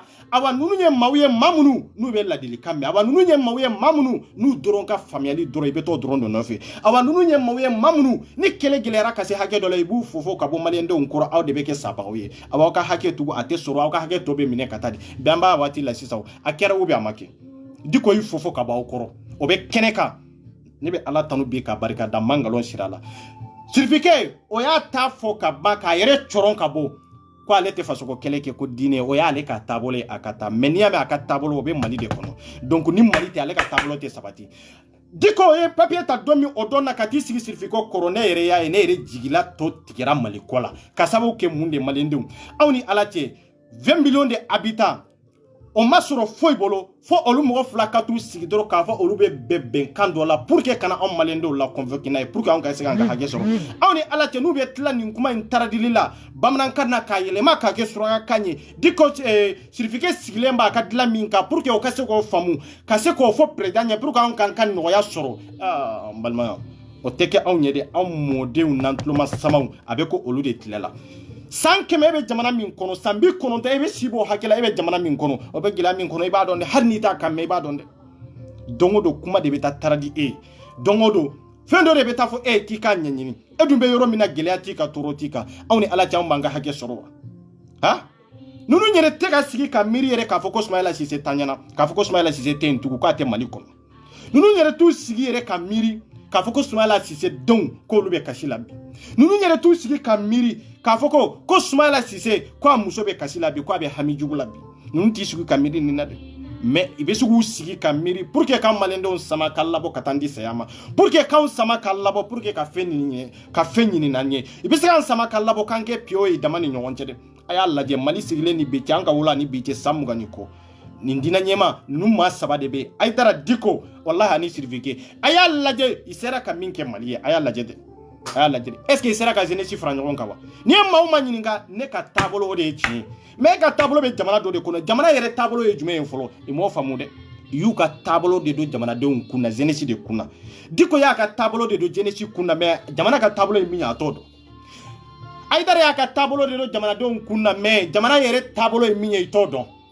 Sirifike y'a ka tabolo de don mɔgɔw kunna mais Sirifike jamana yɛrɛ tabolo ye min y'a tɔ dɔn de an bɛ se k'an ka gɛlɛya a bɛ se ka ban cogo jumɛn de la fura bɛ se ka sɔrɔ a la cogo jumɛn na fura tɛ sɔrɔ a la e k'a lajɛ fɛn sera ka ɲɛnabɔ depuis M5 yɛrɛ ka wuli ani bi cɛ n'a sɔrɔ fɛn sera ka ɲɛnabɔ mais n'a y'a sɔrɔ an dama de don n'a y'a sɔrɔ an dama de don bilahi nin diinɛ ɲɛma ninnu tɛ wallahi ninnu ma wuli ni diinɛ tɔgɔ ye diko m'i kali diinɛ tɔgɔ kan a m'i kali foyi la ni jamana de tɛ a ma wuli foyi ye ni jamana de tɛ bilahi a b'a sɔrɔ an ka laɲini bɛ sabatira mais a lajɛ mun de sera an ye mun de sɔrɔ don o don i mana na cogo cogo i b'u wele k'u lasagi parce que fɛn de bɛ d'u ma i b'u kala aw de ɲana k'a fɔ a bɛ ta mais i ni maa min delila ka kafe ta ɲɔgɔn fɛ i tɛ se k'i kali o ɲana dɛ ninnu b'i kali anw maliyɛndenw de ɲana mais IBK bɛ ninnu dɔn ka tɛmɛ anw kan IBK bɛ Diko dɔn ka tɛmɛ anw kan a bɛ Ayidara dɔn ka tɛmɛ aw kan a bɛ Sirifike dɔn ka tɛmɛ anw kan voilà n bɛ direct la fɔlɔ quoi ok voilà IBK bɛ ninnu bɛɛ dɔn ka tɛmɛ aw kan aw yɛrɛ ni ala cɛ a ye ninnu fɛn fɛn de ye ninnu fɛn fɛn bɛ yen wallahi billahi maliw ninnu mago tɛ Mali la de ni ninnu bɛ Mali la a ye sigi sa ka Mali réalité lajɛ ta c'est Mali gɛlɛya tɛ dibi la sa Mali gɛlɛya dogolen tɛ sa Mali gɛlɛya bɛ kéré de ka jamana kɔnɔ ani jamana kɔ kan mais maliyɛndenw tora an ka maa dɔ de bato mais an bɛ sa gɛlɛya kɔnɔ de maliyɛndenw tora an bɛ tugu maa dɔ de kɛ an yɛrɛ diyaɲɛ mais jamana diyaɲɛ tɛ de aw hali n'anw ka laɲini ma sabati o ka laɲini ka sabati de aw bɛ hɛrɛ sɔrɔ o kɔnɔ aw bɛ basigi sɔrɔ o kɔnɔ aw yɛrɛ ni ala cɛ maliyɛndenw ne ko jeunesse ye mun jeunesse façon ye diɲɛ cɛ ma Mali jeunesse ye taabolo jumɛn de b'anw bolo hakilina jumɛn de bɛ Mali jeunesse la e k'a lajɛ an ka politiciens tɛ se ka jamana mara n'u ma t'u sigi Diko de kɔrɔ awa n'u ma t'u sigi Hayidara de kɔrɔ awa n'u ma t'u sɔnsɔri Mbuye de kɔrɔ aw ni ala cɛ ninnu bɛ se ka sigi cogo di k'anw ka hakɛ di k'olu ka hakɛ tɔ ninnu bɛ se ka jamanadenw ka hakɛ di cogo jumɛn na k'a sɔrɔ Mbuye ka hakɛ ma sɔrɔ ninnu bɛ se ka jamanadenw ka hakɛ di cogo jumɛn de la k'a sɔrɔ Ayidara m'a ka mobilibaw n'a ka sobaw sɔrɔ ninnu bɛ se ka jamanadenw ka hakɛ di cogo jumɛn na k'a sɔrɔ Diko m'a ka sobaw n'a ka mobilibaw sɔrɔ a n'a ka miliyɔnw sɔrɔ miliyɔn joli de dira Diko ma k'a tɔgɔ conseil islamique présidentiel la a y'a dɔn de k'a fɔ a wulitɔla sera santan sera foyi tɛ fara kan awa hali ni bɛɛ ko k'a b'i fɛ i tɛna sigi tugun a wulila a ye balawu tigɛ jamana kɔnɔ de a y'a lajɛ Diko wulilen ni bi cɛ a ye taa video ninnu ta k'u lajɛ a ye taa video ninnu ta k'u lajɛ juguya wɛrɛ tɛ de a y'a ta k'a lajɛ depuis Diko y'a dɔn k'a fɔ ale wulili tɔ tora kalo dama dama ye a nana 50 millions de présenter anw maliyɛndenw na pour que ka confiance k'o valider ani maliyɛndenw ni ɲɔgɔn cɛ pour que ka relation dɔ ani Mali jeunesse ni ɲɔgɔn cɛ confiance pour que ka yira maliyɛndenw na dɔrɔn ye 50 millions di yan ko n t'a fɛ k'a di fantanw ma e ye san tan kɛ o 50 millions minɛni de la mais k'a sɔrɔ an bɛ ka sa kogojibaw kan k'a sɔrɔ an bɛ ka sa cɛncɛnbaw kan k'a sɔrɔ anw bɛ anw tɛ kalan na k'a sɔrɔ baara kɔntanya o b'anw na k'a sɔrɔ an muso bɛ wolo wotoro de kɔnɔ k'a sɔrɔ sécurité ko b'anw na k'a sɔrɔ bingani bɛ ka kɛ anw na dugutaga siraw kan k'a sɔrɔ anw ka jamana yɛrɛ kɔnɔ baara t'an bolo pour que ka se ka baara kɛ anw bɛ ka bolo o jamana kelen in kɔnɔ e bɛ ka miliyɔn joli minɛ don o don e bɛ sara ta don o don e tɛ fonction publique kɔnɔ anw ka impôt de don anw ka impôt de bɛ Mbuye kɔnɔ wallahi billahi n'an ye Mbuye n'anw ko y'an kali ka Mbuye danga wallahi billahi o danga o bɛ ɲɛnabɔ o de y'a to i ka danga tɛ se anw maliyɛndenw na i ka danga tɛ n'u ka danga tun bɛ se anw na i ka dugawu kɛ Mali bɛ gɛlɛya kɔnɔ san joli n'olu yɛrɛ kan'u jɔ bi Mali bɛ gɛri kɔnɔ n ko a maloya de bɛ ne minɛ quoi i b'a fɔ ne ka n yɛrɛ bɔ malidenya la quoi a maloya de bɛ ne minɛ quoi aw de ko aw ka duwawu bɛ se ka maa kɛ fɛn ye aw de ko aw ka duwawu k'o bɛ se ka jamana lakana aw de ko aw ka duwawu ni président bɛ sigi i bɛ taa aw de fɛ pour que aw ka se ka duwawu kɛ olu ye k'olu sigi mais aw tɛ se ka duwawu kɛ k'olu lawuli aw tɛ se ka danga kɛ k'olu lawuli o jamana kelen in kɔnɔ aw tɛ se ka duwawu kɛ k'o jamanadenw lakana aw tɛ se ka duwawu kɛ pour que o jamana bɛ se ka basigi cogo min aw tɛ se ka duwawu foyi kɛ solution foyi ta aw bolo o jamanadenw bɛ se ka lafiya sɔrɔ jamana kɔnɔ cogo min ani jamana kɔ kan mais aw bɛ se ka président nɛgɛ pour que ka taa k'aw daji tu olu da la k'aw daji tu olu tɛgɛ la k'aw daji kɛ olu kunkolo la pour que ka se ka duwawu kɛ olu ye est ce que ni kunfinya ni kalanbaliya tɛ o maliyɛndenw tun kan ka kunu depuis yan ninnu de IBK ka duwawu k'a ye k'u tɛgɛ da a kun na o IBK kelen in b'an kun na wa diɲɛ gɛlɛya bɛɛ b'an kan est ce que duwawu t'olu bolo wa pour que ka se ka IBK lawuli solution t'olu bolo wa pour que ka IBK danga a ka se ka wuli fanga la wa non fo maa de ka sa aw nɔfɛ maa minnu sara olu faw bɛ cogo jumɛn na olu baw bɛ taa citation jumɛn de la olu musow bɛ kɛ cogo jumɛn na i ye den minnu tɔ jɔn de b'u ta jɔn de b'u ta n y'o de fɔ diinɛ ɲɛma ninnu bɛ k'aw nɛgɛ i bɛ k'aw gêner hors dɔ ye a y'aw hakili jira aw yɛrɛ la n'aw ma hakili jira aw yɛrɛ la aw bɛ sa nin kɔnɔ de aw wolola a kɔnɔ de anw b'a fɛ k'aw lakunu ka bɔ a kɔnɔ de awa hali aw bɛna den minnu sɔrɔ a kɔnɔ tugun nin hakilina kelen de bɛ to olu la ni hakilina kelen de bɛ to olu la tugun parce que e ye sɔrɔ taasira min kan n'u ma kɛ maa kekuma i tɛ se ka bɔ o taasira in fana kan dɔnni tɛ ninnu na kalan tɛ ninnu na pour que ka se ka président ke président ye a te nunu na doni te nunu na awa te kurana kono a te hadisa kono c'est faux et c'est faux ne de y'a fɔ tiɲɛ t'a kɔnɔ mais ye maaw de hakili minɛ ye maaw de ka sidiri ye birila maaw hakili de kan quoi k'a kɛ dɔnni bɛ nin na kalan bɛ nin na duwawu a tɛ faso jɔ duwawu tɛ foyi kɛ adamaden na pour que ka adamaden dafa a bi dafa n'i ka baara n'i ka kɛwale dɔrɔn de à part de ça papa bon IBK y'a ka fanga sɔrɔ a yɛrɛ kun de la mais tellement que la gosili ani kodɔnbaliya ni kalanbaliya ni kunfinya min bɛ IBK la IBK yɛrɛ bolo aw de y'a sigi mais IBK tilala k'a yira aw dɔnnikɛla ninnu na k'a fɔ aw ye dɔw min kɛ ne ye k'a fɔ n ka sigi Mali kun na aw ye daji min tun ne tigɛ k'a fɔ ne ka sigi Mali kun na ne ka Mali mara aw ka duwawu ye fu de don parce que ne nana ka aw sɔrɔ aw bɛ place min na aw place kelen na ne ye président y'a ɲini k'aw to place kelen de la donc aw ma se ka solution foyi kɛ pour que Mali gɛlɛya ka ban fo aw bɛna duwawu kɛ ne IBK de ko ne ka kɛ Mali président ne y'a dɔn k'a fɔ dépôt yɔrɔ la ne y'aw ka faiblesse dɔ dɔnni t'aw la kalan t'aw la c'est pour cela que IBK ko ninnu tɛ se k'ale kɛlɛ aw tɛ se ka IBK kɛlɛ o an jeunesse de bɛ se ka IBK kɛlɛ wallahi billahi a ye bɔ jeunesse ni fanga cɛ a y'aw da bɔ jeunesse kunkanko kuma la a y'aw da bɔ n'ani jamana faamaw bɛ ɲɔgɔn na a y'aw da bɔ a la an bɛ jigitigɛ ko la Mali kɔnɔ aw de nɔ don aw diinɛ ɲɛma ninnu de ko don n'i y'a mɛn i ka diinɛ mun ye est ce que diinɛ yɛrɛ b'aw bolo wa han mɔgɔ dama min bɛ ɲɔrɔ min tɔɲɔlen don o bɛ ban wa fantan dama min bɛ ɲɔrɔ min tɔɲɔlen don o ma ban e min ka diinɛ tiɲɛ depuis e nana miliyɔn 100 di IBK ma ko a ka sigi jamanadenw kun na ka jamanadenw kan tigɛ e ma diinɛ tiɲɛ de bɔ o yɔrɔ la ne ko silamɛya ma ba de bɔ o yɔrɔ la e ma diinɛ tiɲɛ depuis e tɛmɛna diɲɛ ma la e ma diinɛ tiɲɛ depuis e ye miliyɔn 100 ta ka bɔ Kayi région kɔnɔ fantan joli de bɛ Kayi région kɔnɔ muso kɔnɔma joli de bɛ sa o tɔrɔ kɔnɔ k'a sɔrɔ a ma se dɔgɔtɔrɔso la an tɛ tiɲɛ fɔ ɲɔgɔn ye aw ko diinɛ o diinɛ bɛ yɔrɔ jumɛn o hinɛ bɛ yɔrɔ jumɛn o makari bɛ yɔrɔ jumɛn diinɛ tɛ o Mali diinɛ min b'an bolo Mali kɔnɔ o de tɛ diinɛ ye o ye faso ti diinɛ de o ye de ka balo adamadenw na anw tɛ jɛn n'o ye dɛ an b'o kɔlɔlɔ kelen de kɔnɔ bi voilà an b'o kɔlɔlɔ kelen de kɔnɔ bi de a y'a lajɛ de wallahi n'an ye fɛn fɛn fɔ an ka diinɛ ɲɛma ninnu kan wallahi billahi kɛmɛ de don parce que a y'aw sigi k'aw miiri ni IBK bɔra ni dossier ye don o don ni se bɛ ninnu ye ninnu bɛ se ka IBK gɛn dɛ mais IBK man kunnen don fɛn dɔ de kan Malendenw ko yɔrɔ faamu o de tɛ ko tɛ se ka pousser ka taa ne tɛ se ka e sɔn de k'a fɔ ko e bɛ tila ka ne kɛlɛ ne tɛ se ka jɛ ka suɲɛli de kɛ ɲɔgɔn fɛ ne tɛ se ka suɲɛli de kɛ ka taa di e ma e ka tila k'a fɔ tugun k'a fɔ e bɛna ne kɛlɛ k'a fɔ ko ne ye zɔn ye o ye nkalon de ye o an bɛ ɲɔgɔn nɛgɛn de bɛɛ bɛ bɛɛ dɔn bɛɛ b'a dɔn bɛɛ ye min ye ni n'aw tɛ Diko dɔn n'aw tɛ IBK dɔn IBK bɛ Diko dɔn Diko bɛ IBK dɔn aw y'u photo ye aw y'a ye IBK dumuni kɛ ɲɔgɔn fɛ minɛn kelen kɔnɔ cogo jumɛn na o y'a sɔrɔ aw bɛ dugu jumɛn na o y'a sɔrɔ aw bɛ ɲani jumɛn na o y'aw sɔrɔ baara la n ko y'aw sɔrɔ ɲani jugu de kɔnɔ n ko y'aw sɔrɔ tɔɔrɔ jugu de kɔnɔ n ko ye Mali sɔrɔ dingɛ de kɔnɔ est ce que y'an ka gɛlɛya fɔ o dɔn an ka gɛlɛya fɔ dɔn ye o dɔn de a kɛlɛ dɔn ye o dɔn de e tun kan k'i ba kafe de la pour que ka se ka an ka gɛlɛya fɔ dɛ k'i ka hɔrɔnya k'o matarafa i yɛrɛ bolo n'i bɛ ka kɛlɛla ka sababu kɛ jamanadenw ta de yani ka bɔ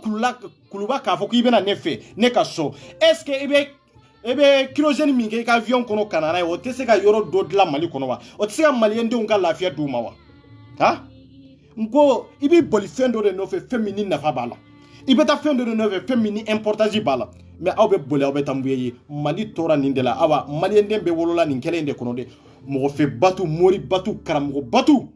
ani silamɛya Mali kɔnɔ wallahi o ka haramiya Mali silamɛya o banfuyara Mali silamɛya o tiɲɛna depuis bi tɛ wallahi Mali silamɛya tora de an ka balo ɲɔgɔn na Mali karamɔgɔw tora de i ka bi population kan dɛ o dɔrɔn de tora sisan fana o daminɛna parce que i commencera pour que kana an faga i commencera pour que ka jahadu labɛn pour que i ka se ka anw kɛlɛ i commencera pour que ka hakili ɲagami pour que k'an sugu kan dɔ kɛlɛ dɔw la kɛlɛ minnu an t'u ɲɛ dɔn an bɛ kɛlɛ sanfɛla de don mais min b'a jukɔrɔ anw t'a dɔn dɛ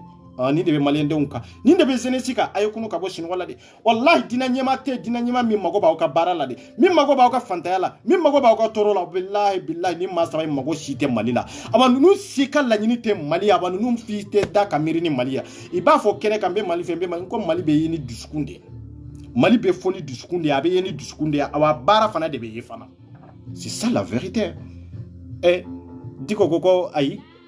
ko ale Diko kɔni non ale bɛ IBK kɛlɛ a y'a kɛlɛ wa don o don ni Diko bɔra i b'a ye a b'a fɔ non an ka kɛ tan n'a ko bi ko an ka laɲini bɛ sabati o bɛ sabati tugun n ko bɛ sabati maliyɛndenw de kan o bɛ sabati maliyɛndenw de kan parce que ale bɛ k'a kɛ ni plan min ye aw t'o ye fo ka diɲɛ wuli a tɛ se k'o yira aw la o sirifike o fara ka ban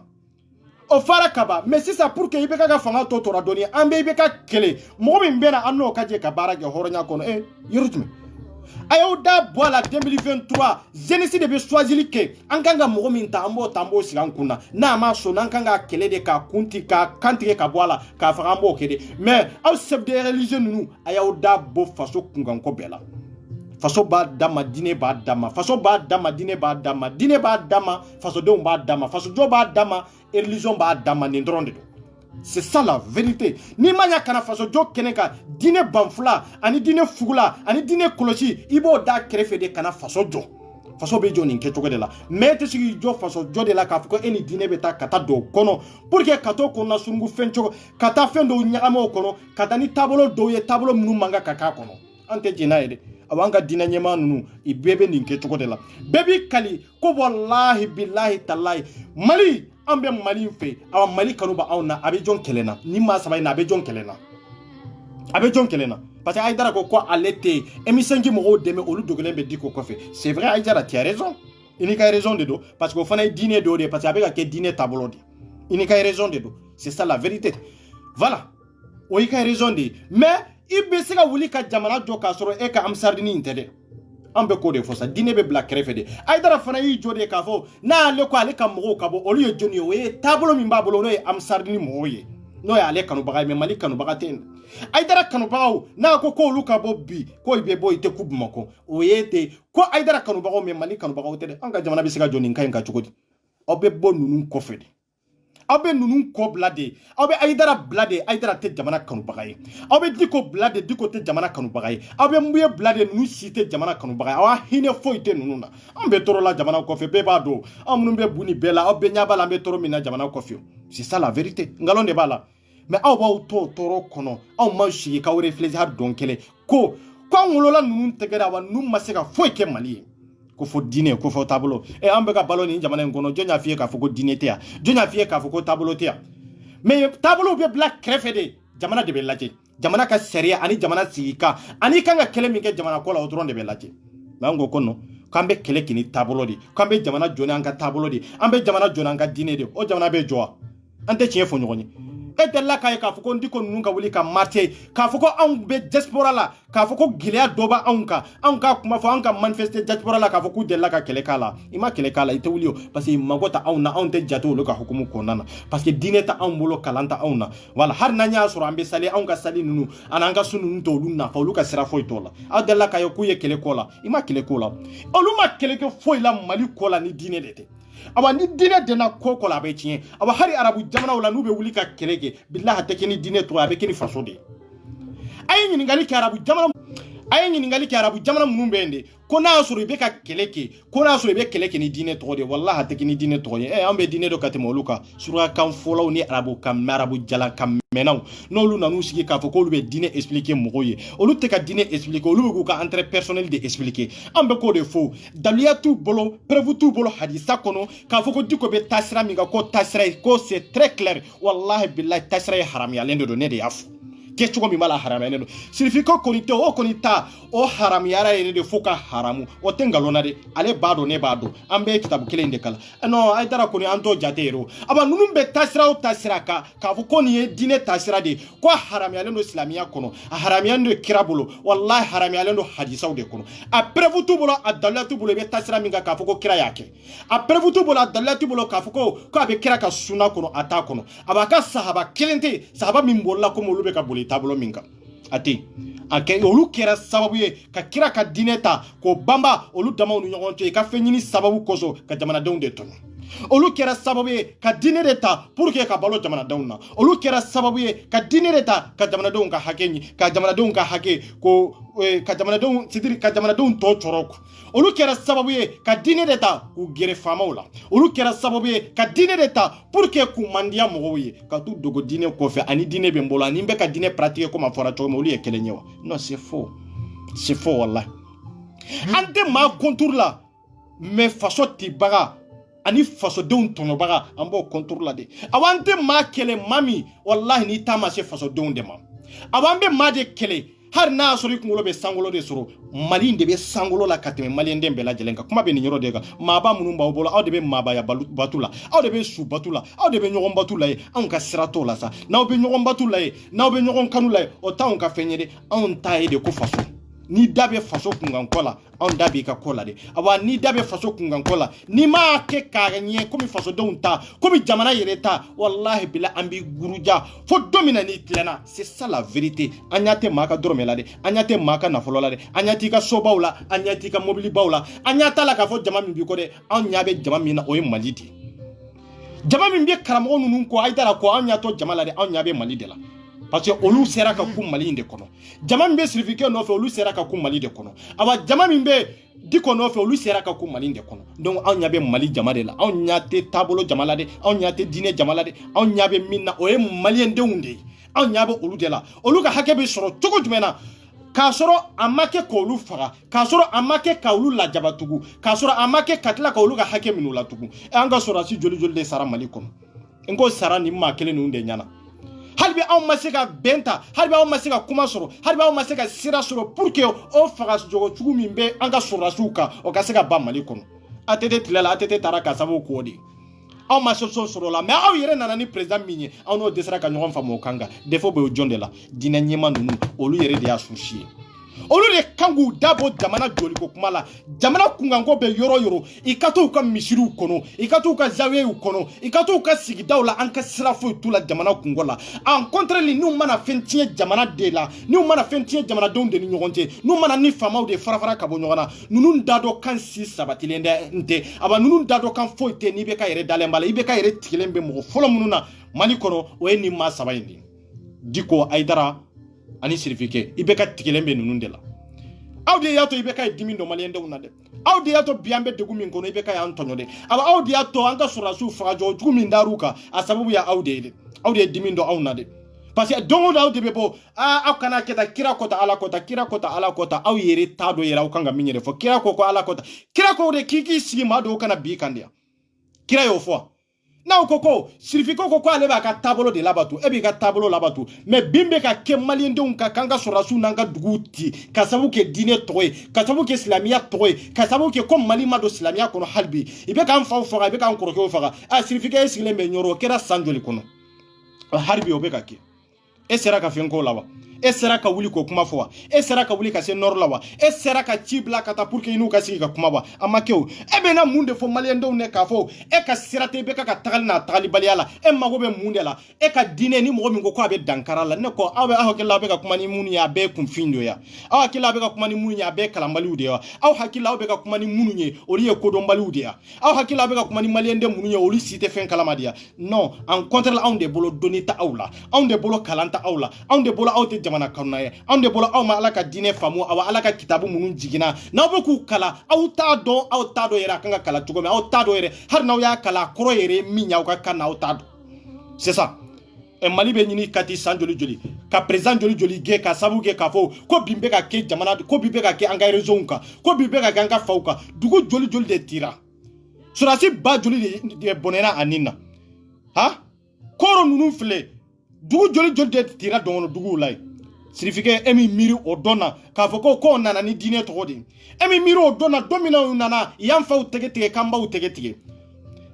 ka foko ande muso munun tunya jene yake ka koro kana ferenyini ko lu shiri ko lu bun ko lu faga emi miri odona de ka foko nana ni dine to godi mais odo ema wuli ka kele ke dine no la de odo emi ka dine présenter mali kono de odo ema ira malendo na de ka foko ko ebe ka kele ke ni dine de to ko ba ebe kele ni ke ni ka dine to de ka ni kele to ebolo de ado imo kuma fo de awa malendo de nimbo nyana dugu joldo de tiana ka sabu ke ni odo itungangi ka dine présenter wati de la itungangi ka tablo présenter wati de la e dine tigi de na suru ina na dine de kama ni e ka siki ka kuma ube ka déplacer ka tainde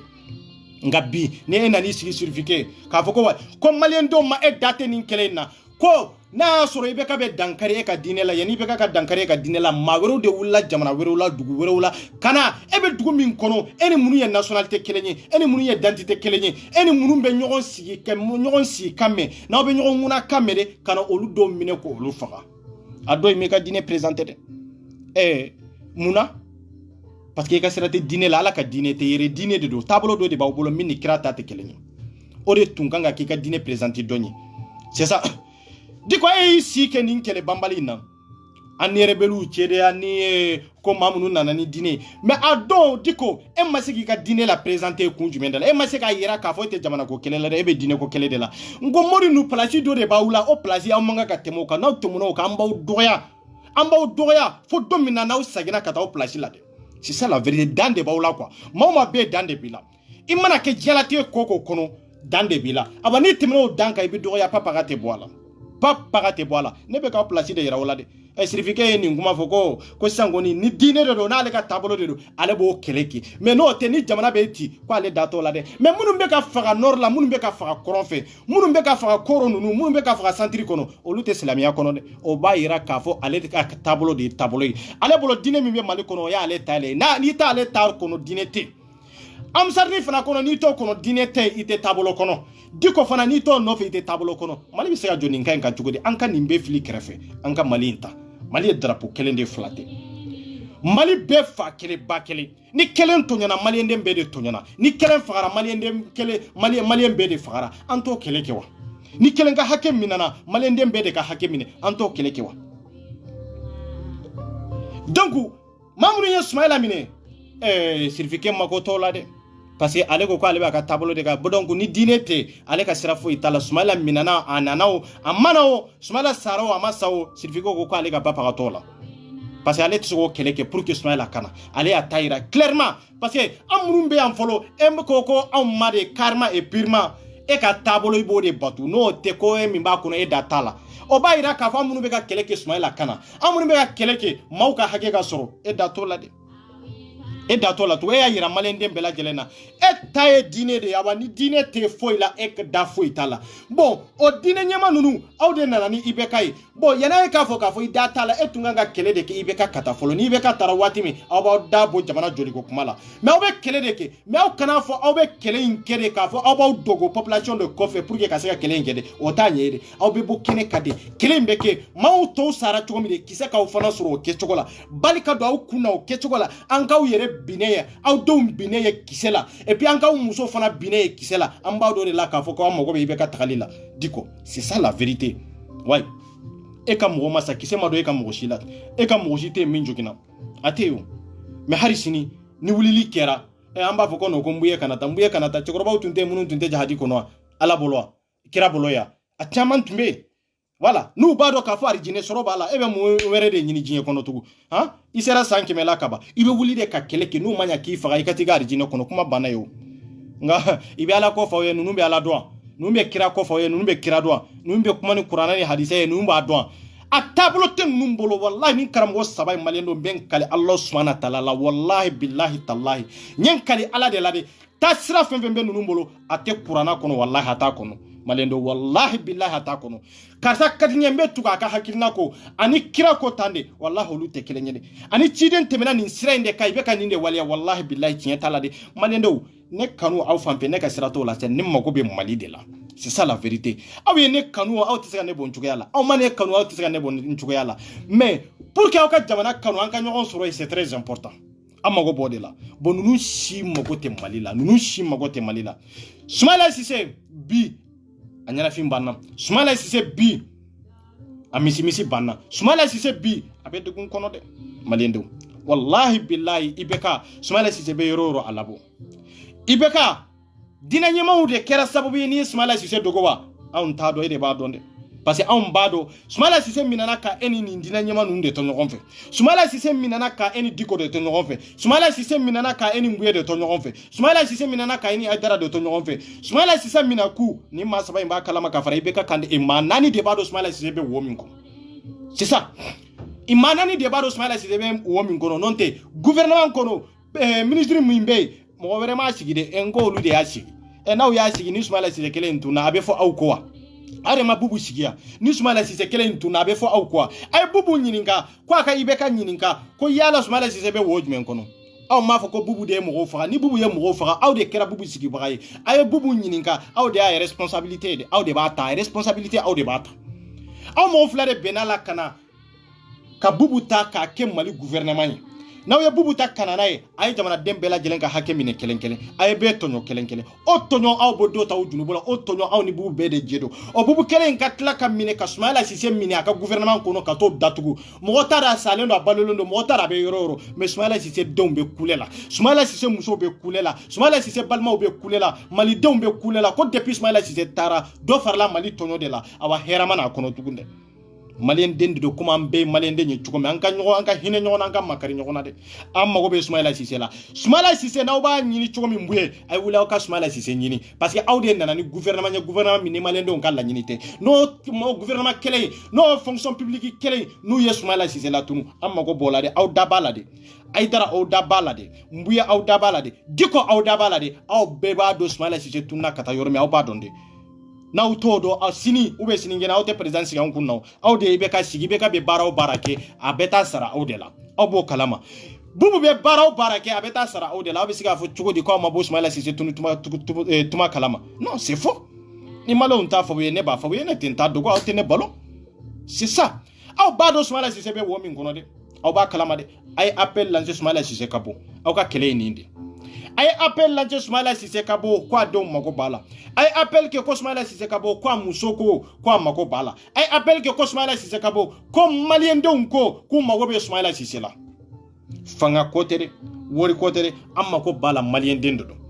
fanga ko tɛ dɛ place ko tɛ dɛ an mago b'a la Mali ɲɛmaa dɔ de don an mago bɛ Soumaïla Cissé la hinɛ ani makari bi o b'a anw na parce que aw dina ɲɛmaa ninnu de kɛra ko Soumaïla Cissé ka tunu aw ka se ka Soumaïla Cissé place ta k'aw b'o place kelen in de la bi opposition bɛ Mali la ni Diko tɛ opposition bɛ Mali la ni Aïdara tɛ wa opposition bɛ Mali la ni Sidiki tɛ wa a y'a dɔ yira na ko Soumaïla Cissé place de don wa Soumaïla Cissé ma tunu aw kɔ dɛ a tunu sababu ya aw de a bɛ wo min kɔnɔ aw de b'a labɔ aw de bɛ prison kɛ président ka a b'a labɔ cogo min a b'a labɔ ten parce que o président kɛlɛ aw de nana n'a ye o ministre kɛlɛ aw de nana n'a ye an bɛ taa jɔn wɛrɛ kɛlɛ ni maliyɛndenw bɛ ko dɔn n'an bɛ ko kalama kɛlɛbaga o foyi t'an na ni maa saba in tɛ an man kan ka bin mɔgɔ si kan ni nin chef-lieu religieux ninnu mɔgɔ saba tɛ an kan ka ninnu de kɛlɛ parce que fɛn fɛn b'an kun na ninnu de nana n'a ye o ninnu de y'a sama ka na n'a ye bon maa minnu ye ninnu sama ka na n'a ye an bɛ jɔn kɛlɛ tugun an bɛ ninnu de kɛlɛ n'u bɛ i bɛ ka kɛlɛ cogo min i b'a kɛlɛ ten de n bɛ siranna saya ɲɛ k'a fɔ ko ale da tɛ politique ko kɛlɛ la politique ko kɛlɛ e ma i bɛ ka sigi ni politique de ye e ma i bɛ ka sigi ni politique de ye o y'a sɔrɔ n ko e y'i ka diinɛ ani ka religion ani taabolo min b'e bolo n ko i y'o dogo de mais bi ko gɛlɛyara bi ko ɲagamina bi i bɛ ka y'i jɔ a mɔgɔ faga sen kan k'i jɔ k'a ɲɛ sisi n'aw ma nin ko in dabila walahi n b'aw bɛɛ latunu kelen kelen i b'i yɛrɛ sama ka bɔ kɛ o tɛ wajibi ye i b'i yɛrɛ sama ka bɔ dɛ bɛɛ b'a dɔn bɛɛ ye min ye bɛɛ b'a dɔn bɛɛ place ye min ye sa fanga nana tilekan gɛrɛngɛrɛn de fɛ a ma dogo voilà aw bɛ se ka mɔgɔw tɔw hakili ɲagami ni diinɛ ye mais o tɛ fanga ye dɛ ni diinɛ ye fanga sigi don o don o fanga kelen de b'o diinɛ in kɛlɛ kana siga o la de o ma dogo ka taa yɔrɔ si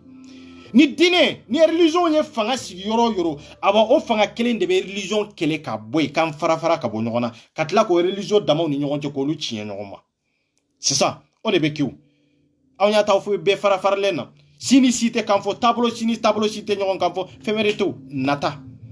nata dɔrɔn de don bɛɛ natalen don aw bɛɛ bɛ fɛn ɲini de la président na bɛɛ bɛ fɛn ɲini de la député la député y'o de kuma fɔ n ko ministre yɛrɛ de y'o kuma fɔ ko n'an sigira yɛrɛ ko Mali yɛrɛ fanga n'i ye san kelen kɛ dɔrɔn wuli n'i ma wuli yɛrɛ chef de religion minnu bɛ yen yɛrɛ i b'a fɔ ko fɛn wɛrɛw de don c'est-à-dire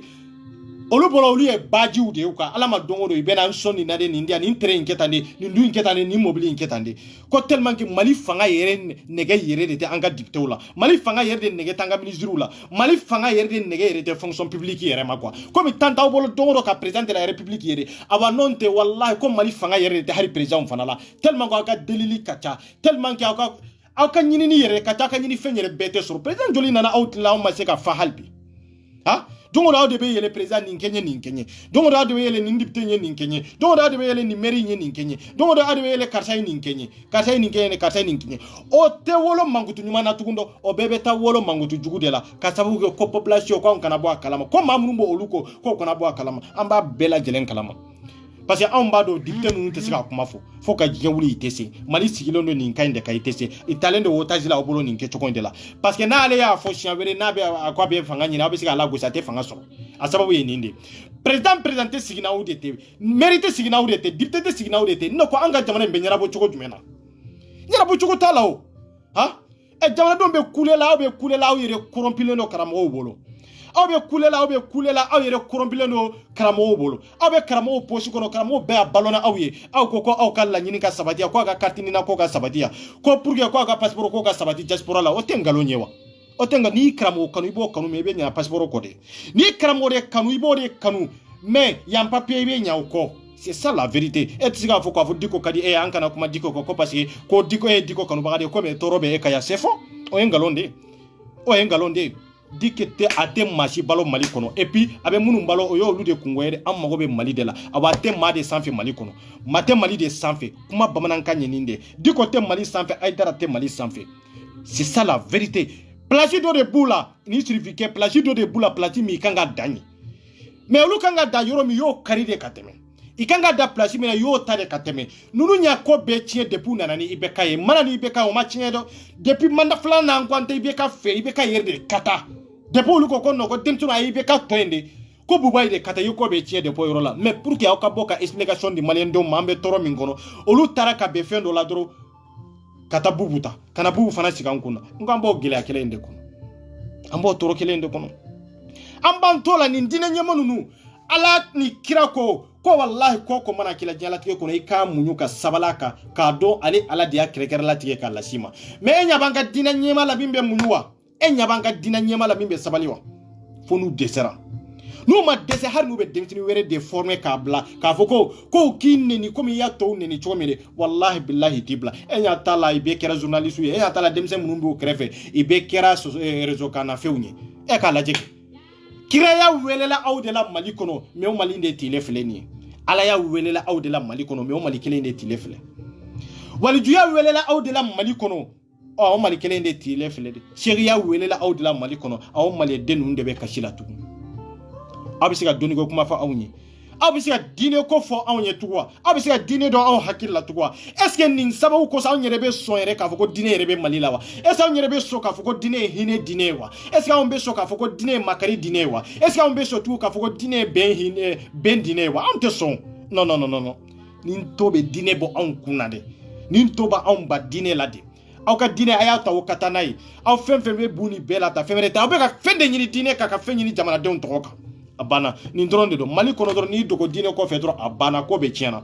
ni dogo dine ko fedro ekera na folotigi ekera togotigi mawde be sa enofe mamunu be sa enofe akera ulu de law akera ulu de la yani maka sa enofe den folo de kanga sa enofe na so abeta origine kono na so bisiga mo la do origine kono de mo mi bisiga mo la do origine kono wallahi o bado akanga bana togomi o bado akanga kenya togomi ekulaje ayu laje kirabe bana togomi ka kenya togomi ye kelenya ala yu waliju munundi kana nu yetu kolo sanfe olube bana togomi ano oluka yeta minye ano oluka famele minye ese anorobe nunu nawa anorote nuna eku mo sabalaje nazo islamia norobe minna ati wallahi nunu ma saba fenfente ka foko islamia de norobe nunu na wallahi billahi ati ayu laje ki anorobe rojme go islamia norode islamia hinede islamia makaride islamia bende konanje ya dedo islamia kuma kande ibe mimbo ida kono islamia kono kwa bi diskuna bila hara foto la mo bado ka fo karsa koni ni mumini haqiqadi wallahi karsa koni ni ala jonyuma haqiqadi memo hari ye chogo bayira ka fo ko islamia tamansere do de bila me islamia tamansere be jonna abe jondela kaidara to akani sezi bay nini salon bay ngona awni ala ti awka hagebe soro awbe lafiya soro aw de baw shike drome dilela aidrama aw kala nyini papa kate sabati ay to tablo yin kono ende ala ka to digi o tablo yin kono awni ala ti nimbuye ba an ka kuma kan famu wati kafo ibale senze ka labo pour que ani be ka kaseka kuma wala nyonye pour que an ka gelea ka no o bit lenya o te bit lenya de awa ambe sani cha chuko kelende la amali te avanti abi avanti chuko jumena mamunun te kumamme mamunun ta do yere ikanga har déplacer ka che malendo chayo shi ka umirisa awni alate diko nunu be sigi chuko mina mbuye nunu be sigi chuko mina awni alaw tala che nunu be sigi jamana bono golawa nunu be sigi jamana den jumede ka hakedi ibi sigi jonga hakedi jon ni kuma ba fointe ibi sigi munde ke mali papa ga itisa wallahi itisa onga hakeni nunu bede ka kuma ba fotoro abana ebe kuma ba imbe jamana jowa no tumbe jamana jowa ba soro mali jora mena mali bete kuma kelaiwa ngo malien dembe kuma kala ale kuma de no ya malie me femi ye bara nyuma ya ala mo no ya malie femi ye dushi ka jamana kanu amono ya malien be voilà amono ya malien be c'est ça malien mi ka foko dusu bala pour que ka se ka jamana kanu amono ya malien be do de be munu mancha munu ye jamana kanu munu yu disida jamana la amma go be jamana dronde la aba aye dusu mi no malien to kono oliye de kafo ambe karamgo de batu ambe mado de batu har nasro dinete har nasro tablo de ambo dronde batu ngo de be mali kono di atanga jamana te avancer ate avancer ala jeki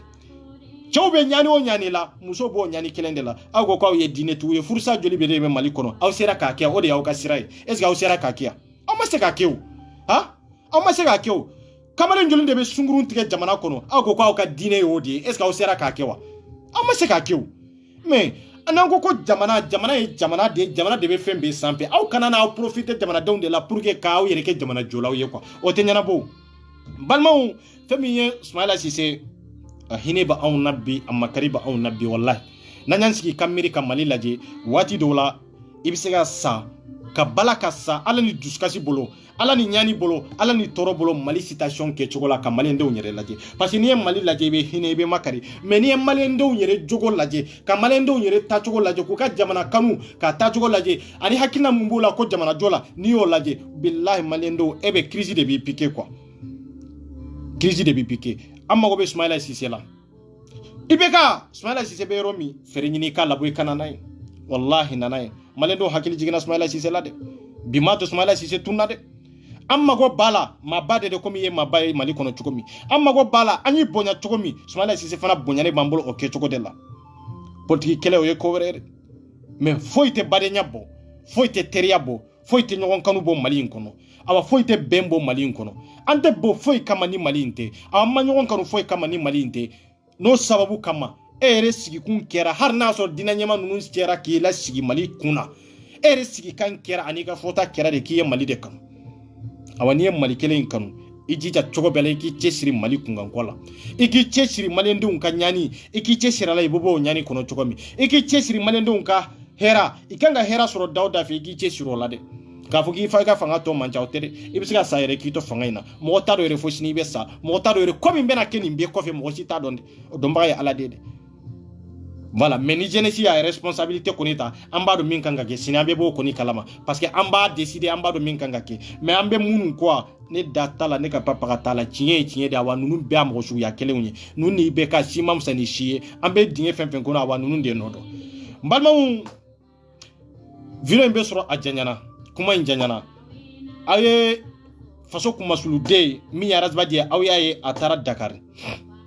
aye plenty esuera mais atenya fo ayere ka déplacer kata aya fo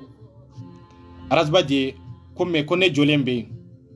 mais au vidéo tenye mais au vidéo imbe nale malendo amago be beka demela pour que ka jobala soutenir anyo do fawyo ni ay jobala chorna ninke to la femerete jamana ko kele dudu parce que atumbe M5 de kono anyo de fo kolole nya soro M5 de kono ka sababu ke karamo munu bi nimbe ka kumuka oluka kuma fola nenke me rede bo luda karamo jumende be ni nenke me tada ni mingo ko chubi ni tara ka video do la je ba soro ay kuma do fo kono ere tisogo la mere a sababu sorla ka sababu ke ninde ka soutenir 100% ka fere nyine abisika bo chokomi mo mi mbesika demo demeke ibisika fiman soro chokomi ibisika sigu soro chokomi ibisika fitini soro chokomi ibisika ne 24 soro chokomi ibisika madame la présidente soro chokomi mi e sango mani bango mai ni biso soro chogo ube ni bisika dunumba soro chogo ni bisika bafa soro chogo awa amma go be beka debe la kelenkele pour que kaseka ni ndeme jobala deme pour que ka avocat ni feun tay an ko ni bara ko ni damine ka ba ani fen chama labo mais jobala demini e mali jodo de jobala demini obe faso den kelenkena bela jelende ka an ba deme an ka côté la en tant que maninga famille mais malendo kanga deme en tant que atumbe faso jo minade parce que niame ko maninga famille niame fana ka foko faso do de bibolode ba ya soro munde no fe faso ay jobala soro faso de no fe surtout M5 kengere nyana problème ya soro a jubora M5 de kono bon aw kala nyine jume sisa aw ka deme jume sisa aw be bara jume de ke sisa pour que jobala be nindi gun kona ka se ka bo akono akunye munde sisa ayaw chesiri aw se minye pour que ka ke jobala yede ay fere nyine aw ka se kai akabo arasta tali ante kuma ko arata etare mata jobala be bossa jobala be libérer ça anyo de fo même bena bara minda eka Malion bebo kalamane rebo kalamane te pressé là. Malion vidéo njanyana ambedo ponjugoro kuma bete wala fenye. Ka fo ka walmando foli mini dantala abalma kedo Agas 24 mba fa yo ko kambe wati were. Merci, au revoir et l'al-khaï. Merci beaucoup.